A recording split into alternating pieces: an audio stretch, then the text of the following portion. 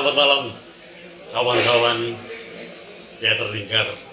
Malam ini ngobrol lagi dengan kami, acara ngobrol ngisor belincong. Malam ini saya akan ngobrol santai dengan Mbak Woro. Beliau adalah generasi muda yang sangat mencintai seni tradisi. Untuk lebih jelasnya, saya akan ngobrol dengan Mbak Woro. Selamat malam Mbak Woro. Selamat malam. Alhamdulillah. Dari Solo tadi jam berapa? Tadi saya berangkat sekitar jam 5 karena saya harus menyelesaikan kuliah dulu. Baru saya ke sini. Kuliah di mana Mbak? Saya kuliah di Surakarta. Ambil? Jurusan pedalangan. Oh, jurusan pedalangan. Berarti adik kelasnya Sindu ya? Laras. Oh. Lo semester kali ini. Oh, semester kali. Yeah. Kenapa senang dengan pedalangan? Kok nggak ngambil dari tari ataupun apa begitu? Oke, kenapa senang pedalangan? Karena kebetulan saya juga lahir dari keluarga seniman. Kakung nggih dalang, Kakung Sri Hadi. Oh, Pak Sri Hadi. Oh, itu yang kakung ya? Yang kakung. Oh. Dari bapak atau dari ibu? Dari papa. Oh, dari bapak. Pak Agus ya? Iya, Pak Agus. Terus kakung yang dari mami juga dalang juga. Sri Joko Raharjo. Oh, Kartosuro itu ya, almarhum. Oh, oke. Jadi memang dari kecil sudah sangat akrab dengan wayang, gamelan, begitu juga dengan tari karena bahti saya juga seorang penari gitu, dan saya besar dari lingkungan yang sangat akrab dengan kesenian Jawa. Saya juga ketika di-triggering dipancing sama kakung untuk kayak diajari oto-oto, sulo, nembang, macam dan segala macam, kok ya seneng gitu, dan keterusan sampai sekarang. Dan ketika kuliah, kenapa saya memilih jurusan pedalangan? Karena saya juga senang menari, saya juga senang karawitan, senang nembang. Cuman di pedalangan itu menurut saya adalah bidang yang sangat kompleks gitu. Ketika saya belajar pedalangan, itu saya belajar seluruh ornamen kesenian. Iya, saya juga belajar acting di situ di pedalangan, terus karawitan tentu saja, terus nembang juga itu menjadi suatu hal yang sangat penting gitu kan dalam pedalangan, dan sastra, rupa, apa segala macam itu menurut saya kompleks sekali dalam pedalangan. Bisa dikatakan bahwa jagat pakliran wayang itu sebagai induk dari sebuah kesenian ya, karena di situ ada seni suara, seni karawitan, kemudian ada dramatisasi dalang, gitu ya, lakon itu ya.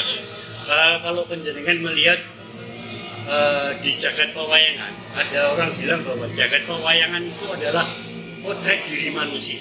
Itu penjenengan setuju nggak? Potret diri manusia.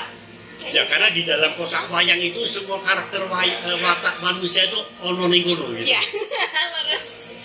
Saya setuju banget gitu, karena memang apa ya, kayaknya lakon-lakon yang ada dan juga wayang-wayang yang berkembang di Indonesia ini kan sebenarnya kita juga kayak inspired by gitu kan, yang ada di lakon-lakon India dan segala macam, dan itu sudah disesuaikan dengan adat istiadat yang ada di Jawa, yang ada di Indonesia ini gitu. Jadi kalau ada orang yang bilang itu sebagai potret diri orang Jawa khususnya, itu saya setuju banget gitu. Semua tokoh, semua sifat ada di situ ya. Act and react-nya sudah dihadirkan semua dalam dunia pedalangan gitu. Oke, Mbak Woro, ini kan bulan April ya, bulan Ibu Kartini. Ya. Kita tahu bahwa Ibu Kartini itu adalah tokoh emansipasi wanita. Ibu adalah guru pertama bagi manusia yang ada di Jagat Raya ini. Karena ibulah yang mendidik pertama kali manusia ada di Jagat Raya ini. Kalau penjenengan melihat bahwa Kartini sekarang ini bentuknya yang bagaimana? Kira-kira? Kartini masa kini menurut saya bentuknya bisa bermacam-macam ya.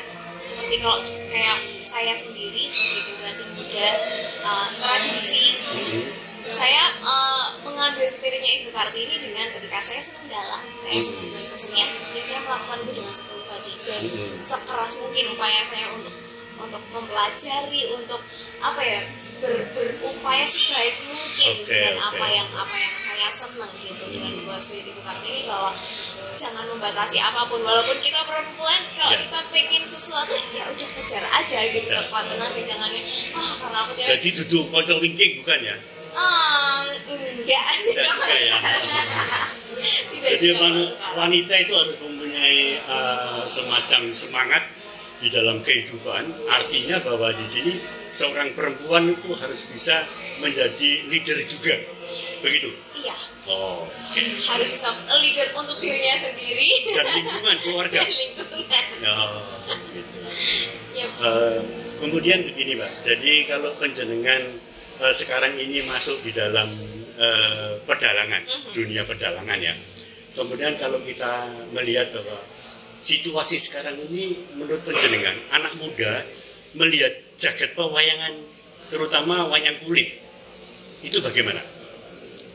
Anak muda sekarang, kalau aku bisa bilang teman-teman seumuran Woro terutama sudah sangat inovatif banget ya. Mereka kayaknya sudah ada di fase yang nggak mau cuma gitu-gitu aja.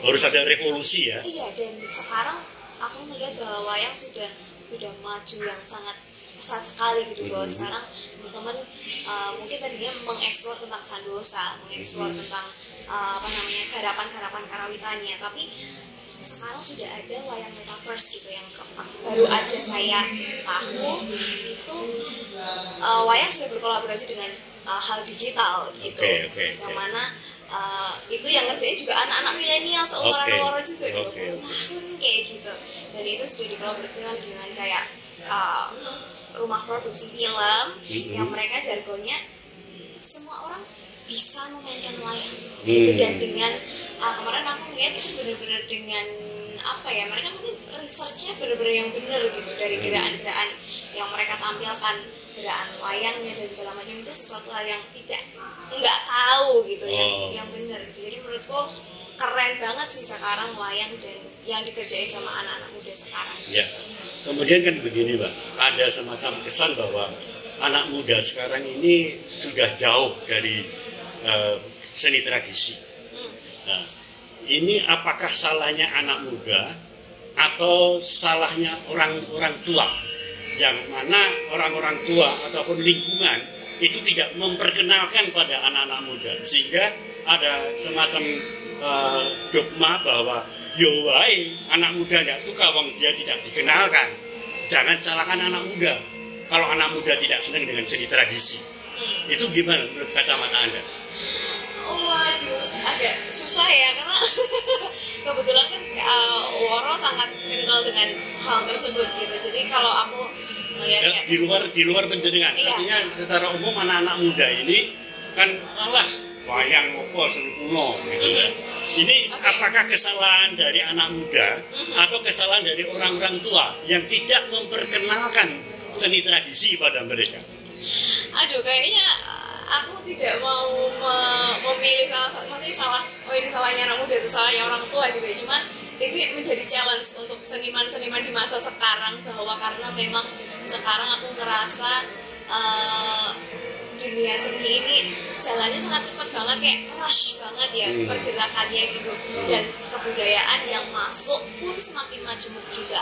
Of course kita seniman dengan media ya, medsos itu ya, ada kita juga harus bersaing secara ketat juga gitu, karena kita punya ruang yang sama dan tanpa batasan gitu. Semua orang boleh berkreasi, berinovasi gitu kan. Dan kalau kita ngomongin tentang bagaimana menjaga eksistensi tradisi ini biar anak muda tetap senang terus, ya itu jadi challenge buat seniman-seniman yang sekarang berkarya di masa yang kolaboratif ini gitu. Bagaimana kita mengemas itu supaya bisa dinikmati nggak cuma dari kalangan masyarakat yang mungkin sudah berkenal seni atau sudah senang duluan sama seni, tapi juga itu bisa dari lapisan masyarakat yang mungkin benar-benar nol banget, nggak ngerti sama sekali seni, atau dari yang awalnya nggak senang terus jadi gimana caranya biar dikasih pancingan apa yang paling dekat sama mereka gitu, untuk jadi pelan-pelan sini tak tarik kamu lebih dalam untuk kamu akhirnya seneng gitu sama seni. Akhirnya mabuk ya.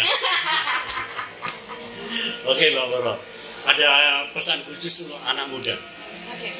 Pesan khusus untuk anak muda dari anak muda. Iya, dari anak muda. Dari anak muda kepada anak muda. Apa ya? Yuk teman-teman, sekarang kan kita udah nggak ada, maksudnya kita tidak dibatasi dengan itu sih anak muda ini yang senior junior apa segala macam. Kita punya ruang yang sama, kita punya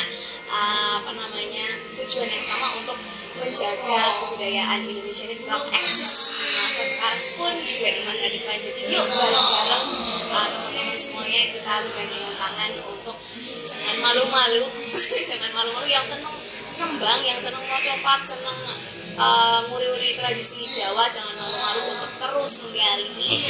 Dan apapun juga sih yang teman-teman seneng gambar atau apa itu dilanjutkan terus.